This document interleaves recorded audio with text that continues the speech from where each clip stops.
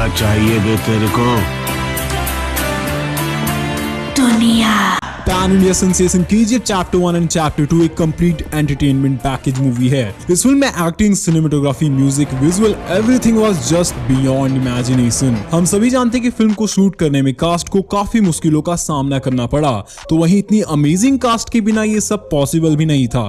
KGF एक ऐसी film है जिसके हर एक कैरेक्टर को बारीक से चुना गया है। रॉकी के लिए यश, अधीरा के लिए संजय दत्त, रमिका सेन के लिए रवीना टंडन और रीना के लिए श्रीनिधि तो मेकर्स की फर्स्ट चॉइस थी। लेकिन इनके अलावा जो भी किरदार हमें फिल्म में देखने को मिले, उन सभी की मूवी के सक्सेस में एक सिग्निफिकेंट इंपॉर्टेंस रही है। केजीएफ एक ऐसी फिल्म है जिसके लिए मोस्ट कैरेक्टर्स के लिए ऑडिशन किए गए और तो और फिल्म में कई नए लोगों को अपनी एक्टिंग स्किल्स शो करने का मौका भी मिला। केजीएफ में बॉडीगार्ड से लेकर आईटी प्रोफेशनल और बिजनेसमैन को भी एक्टिंग करने का मौका दिया गया। सो आज की इस वीडियो में हम आपको केजीएफ चैप्टर 1 और चैप्टर 2 के सपोर्टिंग कैरेक्टर और उनकी रियल लाइफ के बारे में बताएंगे, जिसके बारे में आपको पता नहीं होगा। केजीएफ में कई ऐसे सारे सपोर्टिंग कैरेक्टर्स हैं जिनकी ये पहली फिल्म है, तो हमारा फर्ज बनता है कि हम आपको इन सभी के बारे में इंफॉर्मेशन प्रोवाइड करें ताकि आप भी इनके बारे में और जान सके और इन्हें दिल से अप्रिशिएट कर सके। नंबर 1, सबसे पहले बात करते हैं जूनियर रॉकी भाई की। जूनियर रॉकी का किरदार केजीएफ में एक अहम भूमिका निभाता है। ये एक ऐसा कैरेक्टर है जिसने फिल्म की नींव रखी है। फिल्म में जूनियर रॉकी का किरदार चाइल्ड आर्टिस्ट अमोल विजय भटकल ने निभाया। अमोल विजय बैंगलोर कर्नाटका से सैंडलवुड एंटरटेनमेंट इंडस्ट्री में काम करते आ रहे हैं। फिल्म में यंग रॉकी का फ्लैशबैक कई बार हमें दिखाया गया और हर एक सीन इंपॉर्टेंस रखता है। अमोल एक चाइल्ड आर्टिस्ट है जो एक्टिंग से ज्यादा डांस करना पसंद करते हैं। ये फिलहाल अपनी स्टडीज पर ध्यान दे रहे हैं। केजीएफ से पहले अमोल ने कन्नड़ा फिल्म पड़ाका में एज यंग सुरेश विश्वनाथ का किरदार निभाया था। नंबर 2, केजीएफ चैप्टर 1 के मेन विलन गरुड़ा यानी कि रामचंद्र राजू की ये पहली फिल्म थी। इसके पहले रामचंद्र राजू यश के बॉडीगार्ड हुआ करते थे। इन्होंने अपने डेब्यू केजीएफ चैप्टर 1 से किया और इनकी एक्टिंग को इतना पसंद किया गया कि इनके पास फिल्मों के ऑफर्स की लाइन लग गई। रामचंद्र राजू की साल 2021 में 5 फिल्में आई, जिनमें से इनकी आने वाली फिल्म जन गण मन और शतभम 2 है। नंबर 3, केजीएफ का एक अंडररेटेड कैरेक्टर है रॉकी की मदर का। केजीएफ में रॉकी ने अपनी मदर से जो वादा किया था उसी पर सारी स्टोरी बेस्ड है और रॉकी जो कुछ भी करता है वो अपनी मदर के लिए ही करता है। ये किरदार अर्चना जॉयस ने निभाया और अर्चना उन कुछ यंग एक्ट्रेस में से एक है जो कम उम्र में मदर का रोल करने के लिए तैयार हो सकती हैं। अर्चना ने इस रोल को बखूबी निभाया और इसमें जान डाल दी है। From expressions to dialogue delivery, everything was just perfect. Archana Jois एक इंडियन एक्ट्रेस है जिन्होंने अपनी फिल्म डेब्यू भी केजीएफ से ही किया। इन्होंने अपना करियर 2015 में टेलीविजन सोप्स में लीड रोल प्ले करके स्टार्ट किया था। नंबर 4, वशिष्ठ सिन्हा एक इंडियन एक्टर और प्लेबैक सिंगर हैं जो मेनली कन्नड़ा फिल्मों में काम करते आ रहे हैं। इन्होंने अपनी करियर की शुरुआत 2013 में फिल्म आर्यास लव से की। डिस्पाइट द फैक्ट उनकी इस फिल्म में रोल इनक्रेडिटेड था। इसके बाद वशिष्ठ ने कई सारी कन्नड़ा और तमिल फिल्मों में काम किया और अपनी एक्टिंग के लिए अब तक 3 अवार्ड्स भी जीत चुके हैं। केजीएफ में वशिष्ठ ने कमल का किरदार निभाया जो कि रीना का मंगेतर होता है और अल्टीमेटली रॉकी को मार देना चाहता है। बट हाँ, हम सभी को पता है कि क्या हुआ। नंबर 5, गरुड़ा के छोटे भाई विराट का रोल हालांकि छोटा ही था, लेकिन ये एक मिस्टीरियस किरदार था जो कि गरुड़ा को मारकर केजीएफ पर राज करना चाहता था। ये रोल विजय बीडप्पा ने प्ले किया जो कि एक कन्नड़ा एक्टर हैं। विनय ने केजीएफ के अलावा भी कई मूवीज में सपोर्टिंग रोल्स प्ले किया है, जिसमें से यश की film mister and Mrs Ramachari भी शामिल है। हालांकि चैप्टर 1 और चैप्टर 2 से विनय को एक नई पहचान मिल गई है और हो सकता है कि आगे जाकर इन्हें और भी बड़े रोल्स ऑफर किए जाएं। नंबर 6, राजेंद्र देसाई केजीएफ का एक बड़ा नाम है। ये एक रिच एंड एस्टैब्लिश्ड डॉन है जिनका नाम ही काफी पावर रखता है। इसी के साथ राजेंद्र देसाई केजीएफ की फीमेल लीड रीना का फादर भी है।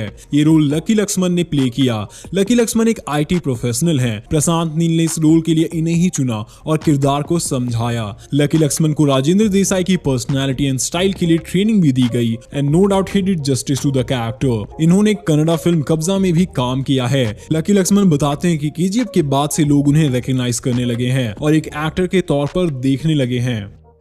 नंबर 7, केजीएफ की कहानी को बड़े ही ध्यान से सुनाने वाली news chief editor Deepa Hegde ने भी फिल्म में एक अहम भूमिका निभाई और अपने एक्सप्रेशन से ही एक्टिंग का काफी पार्ट कवर भी कर लिया। दरअसल ये किरदार मालविका अविनाश ने निभाया। मालविका एक Indian spokes person, actress, television personality और कर्नाटका की पॉलिटिशियन भी हैं। दीपा कन्नड़ा, मलयालम और तमिल फिल्मों में काम कर चुकी हैं। दीपा ने 1988 से अब तक 23 कन्नड़ा, 2 मलयालम और 13 तमिल फिल्मों में काम किया है। इसके अलावा इन्होंने कई सारे टीवी शोज भी किए। दीपा को best actress award by the Tamil Nadu government Kalaimamani award से भी सम्मानित किया गया है।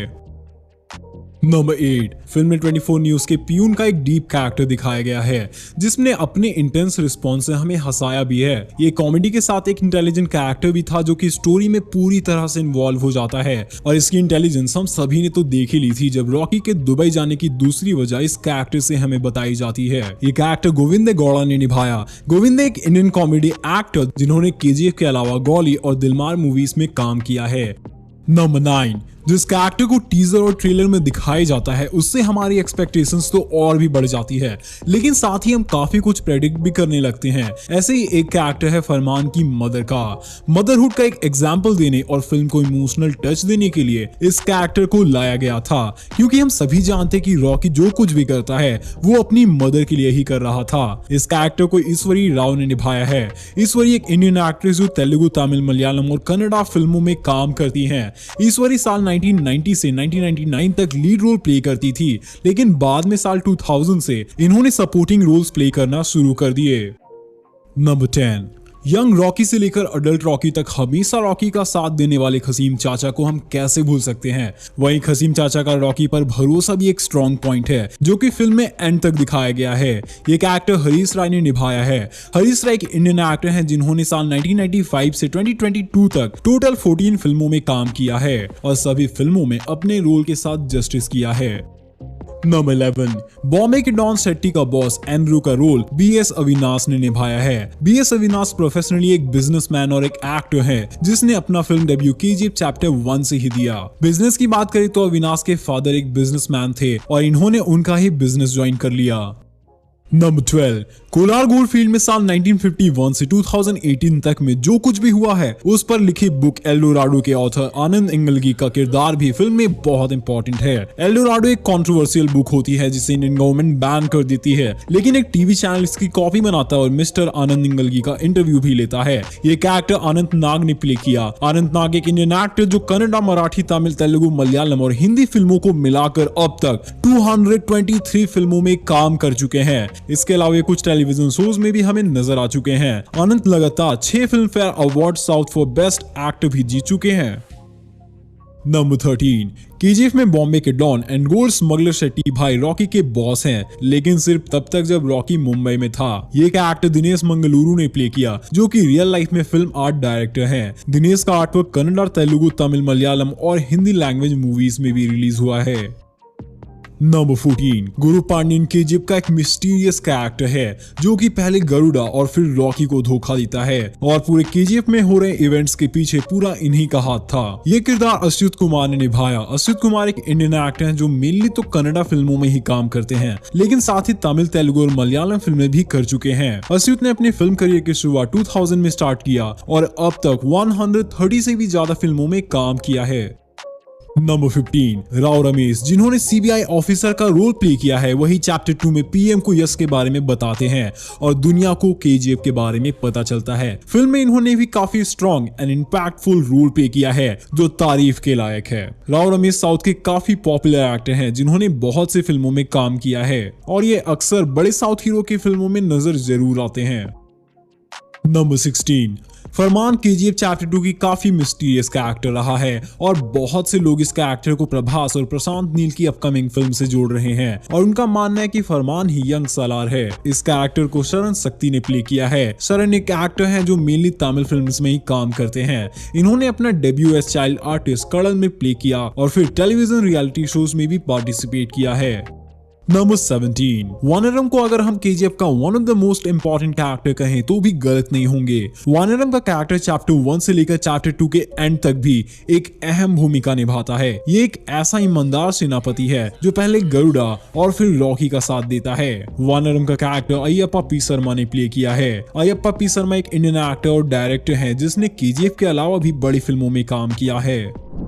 वी होप कि आपको हमारी एक KGF supporting character real versus real topic पर वीडियो जरूर पसंद आई होगी। तो यार देर किस बात की, आप हमें अभी कमेंट्स में बताइए कि आपको हमारा ये वीडियो कैसा लगा और साथ ही ये भी बताइए कि केजीएफ का कौन सा सपोर्टिंग कैरेक्टर आपका फेवरेट बना और ऐसा कौन सा कैरेक्टर है जो कि आपको अंडररेटेड लगता है एंड अकॉर्डिंग टू यू उसे ज्यादा रिकॉग्निशन मिलनी चाहिए।